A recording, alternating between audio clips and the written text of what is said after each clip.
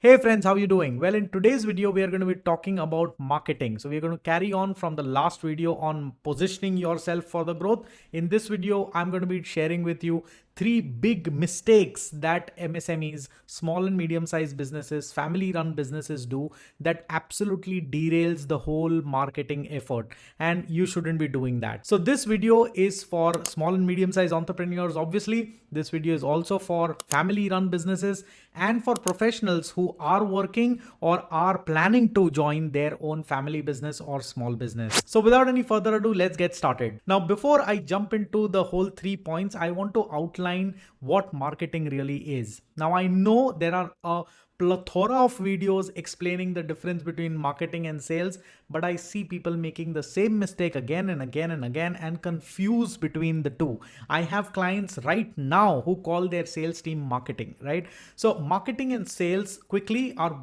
two distinct things. Sales means having a conversation with a specific client, which could be a company or an individual, to have that transaction going, a transaction where the client gives you the money and you in return give your product or service. That is called sales. Now, obviously there are follow-ups that need to be done. Obviously there are meetings that need to be done. Obviously there are benefits that need to be explained in that meeting also, but that is a sales meeting. What is marketing? Marketing is making people aware that you exist and this is the kind of product that you have which solves this specific problem or need of the client or a company. A client can be a single individual or a company. That is marketing. Marketing is a precursor to sales. If you've done brilliant on marketing, that much easy your sales will become. If I have to use an example to explain this, sales is the conversation that people have when you go about buying clothes or let's say for the ladies, saris during the festive season, the conversation between the salesman where a salesman kind of influences you to buy a garment of a specific type. That's called sales. Marketing, on the other hand, is the billboard that the showroom has put, the lights that the showroom to make the showroom visible, maybe the pamphlets, the advertisements that the garment showroom is doing. All of that is marketing. If you do that well, you're going to get a lot of footfalls, and then how you go about doing your sales is what will give you the benefit. So in today's video, we are not talking about sales, we are talking about marketing. Now, having understood what marketing is, let's jump into the three errors that people end up making that has a potential to completely derail your marketing effort. The error number one is not watching. Now, a lot of my prospects tell me, Hardik, I have been running this business for last 20 years. You are saying that you will come and you will tell me something that I don't already know. How is that practically going to be possible? Well, my answer to them is that you have been in your own body since the time you were born. Yet when you go sick, what do? You go to the doctor, right? Now, why do you go to the doctor? Not because the doctor knows your body in specific, but the doctor knows the science of why the heart does what it does, what is the pace at which the heart should run, what does your stomach and your intestines do, what does your liver do, and what's the pace at which all of these functions are supposed to be carried on. Because the doctor has that understanding is why you go to the doctor. Now, why am I telling you this? Well, I'm telling you this is because a lot of times people make this very same mistake of assuming that we know everything and end up doing marketing in the complete wrong direction. Now, not watching means what?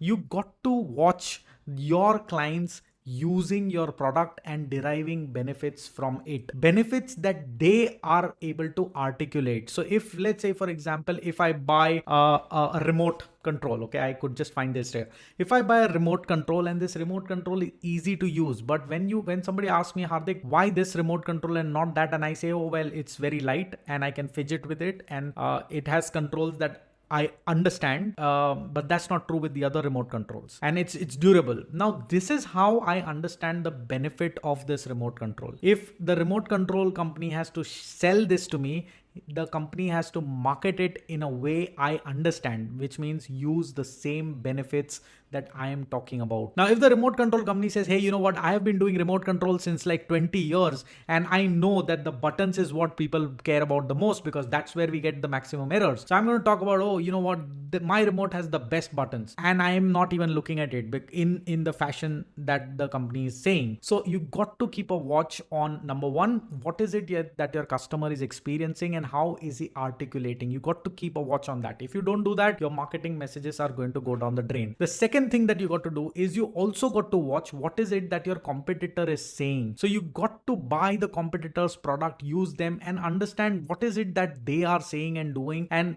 is your product in line with that. Remember something, if you don't say the right things, then it's not going to work for them. You got to understand what the right things are, and who is going to tell you that? The customer himself. So go to the customer today, speak to them. If you're into a B2B business, that means you sell some components to a business or a software to a business, then go to the business that you already have sold to and understand how they are using your product. What are the benefits that they think your product has given them?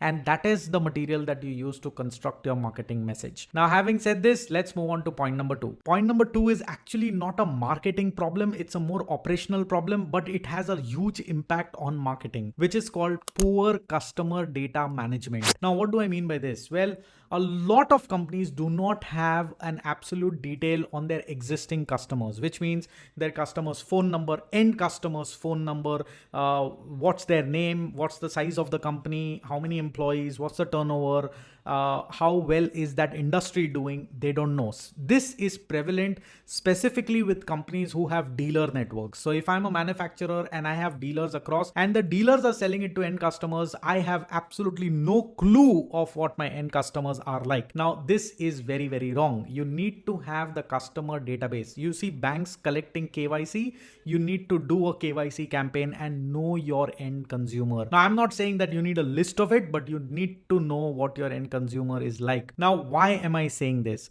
Well, because the easiest next customer you can get is your existing customer. The easiest next sale that you can get is from your existing customers. But if you don't know your existing customer, there is no way you will be able to efficiently reach out to them because you don't have the details and you won't be able to make the second sale. The second easiest customer to sell is the customer that is referred by your first customer.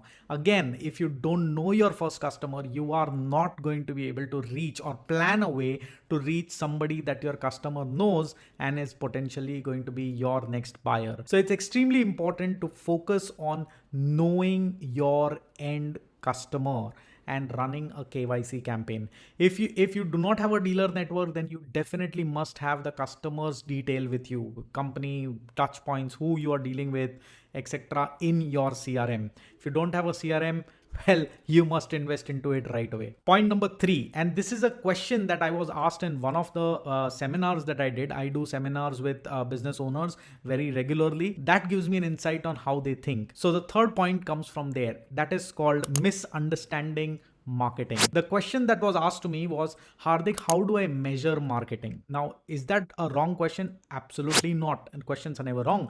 But here is what I think, right? There are two forms of marketing if I have to divide them. One is called brand marketing and the other one is called direct marketing. So direct marketing is a marketing that is directed to a consumer so that they can buy, which means you run an ad where you are expecting people to place orders. Now that's called direct marketing. Brand marketing, on the other hand, is a marketing done to kind of build credibility and trust in the minds of your target audience. Now both of these are very, very different. How do you measure them? Well, both the things you can measure by asking your existing set of customers if they know about the ad running. If your ad is not going to your existing customers, then the ad is failing. That means it's not going to the right audience, or not going to the right audience with the right intensity. The second thing is, if they are seeing the ad, then the next question that you may want to ask your existing customer is, what did you understand? And if your existing customer is telling you exactly what you wanted the end customer to understand, thumbs up. You are successful.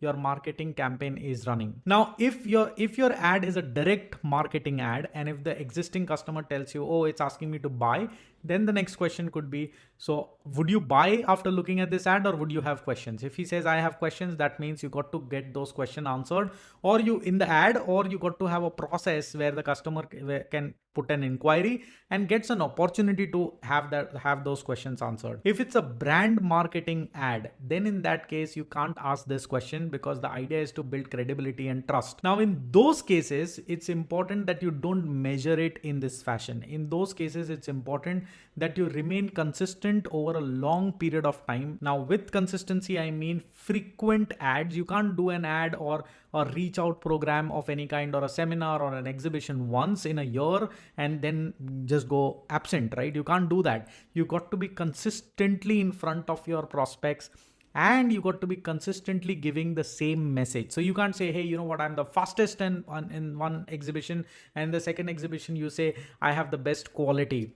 That's the favorite term that all my MSME friends use. When I ask them what's different about your product, I'm technically checking how their market positioning is, and they tell me my product is the best quality. Now what do you think your competitor is going to tell your prospect? My product is not so superior and therefore you should buy? No, he is also saying that my product is quality product. So you got to make sure that you are consistent with your messaging. If you say that, oh, you know what, I'm the fastest, then you need to hang on to it for a consistently long period of time. And should you want to change, then you add I'm the fastest and whatever the next thing is. And you got to do it for a consistently long period of time. How do you measure the success of brand marketing? Well, there is no real straightforward way like average or sum that you can apply and measure your brand marketing. The only way you can do it is by asking your existing customers, are you getting to see the ads? And if they say yes, then you ask them which ad and confirm if they are seeing those ads, and then ask them, what do you feel about it? You can't go beyond that. So it's a more feedback oriented measurement that you can take. Now, people who don't understand this difference end up doing or investing money only in direct marketing. And that's my third point. Now that is going to be very, very difficult. If you invest only in direct marketing and people don't know your existence or people don't have trust in you, then your direct marketing is not going to get you substantial results, and very, very likely that it will give you brilliant results in month one and very poor in month two, and it will just keep, ping pong. Results is what you'll get. But if you are doing brand marketing over a period of time, you will see that in the first year it may seem like there's no impact. In the second year you will get a slight impact. In the third year and the fourth year you will be able to see noticeable change in your direct marketing result. Now the question is, Hardik, should we do direct marketing or brand marketing? You should do both. It's not you do one and not do the other. You should be able to do both the kind of marketing. So if you don't have an understanding of this, then you're going to slip. Now, with all of these 3 points put together, there is a fourth bonus point that I want to say. A lot of people, they want to outsmart the basic logics. Look, if you are a youngster, you are going to become an adult. There is no way you can outsmart that and become an old man very quickly. You are going to go through that path. There is no way to outsmart the way the nature works, and there is a design to this whole thing. So if as an entrepreneur you're thinking, hey, you know what, I will outsmart the basics of what makes a business successful, you're not going to be able to do this. So it's important that you understand the basic fundamentals of the business and start constructing and growing your business on those fundamentals. I have given you 3 points. There can be various other failures that can happen and derail your marketing efforts. If you've come across one, please share it in the comment box and we will all learn from you as well. Any other comments also are absolutely welcome. If you learned anything from this video, then hit a like button. It helps me tremendously. It lets YouTube know that my videos are liked by audiences like you, and that therefore the video reaches beyond a certain point. So like this video, show some love. If you've not subscribed to this channel, subscribe to this channel for more videos like this. Until we meet next time, keep marketing, avoid the failures, and grow your company to the very, very next level. All you find, guys, keep propelling.